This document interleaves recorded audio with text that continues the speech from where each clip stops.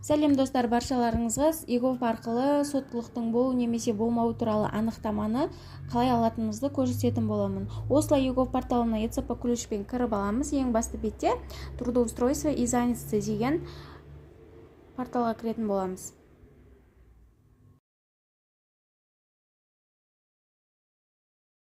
Кірген кезде ең басты бетте справка на судимости деген тұрады, соған басасыздар, және заказать услугу онлайнды басасыздар.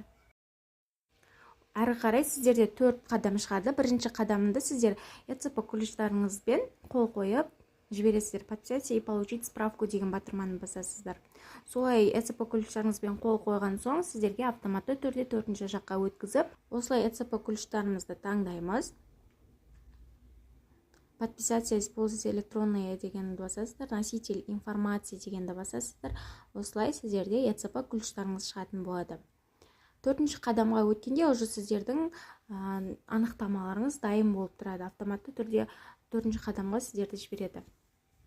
Ол жерде сіздер обновить статус деп қайта басып тұру керексіздер. 1-2 минуттың ішінде анықтамаларыңыз дайын болады. Немесе бір күнде дайын болады. Ол базаның жұмыс істеген уақытына қарай. Бұл видео сіздерге пайдалы болды деп ойлаймын.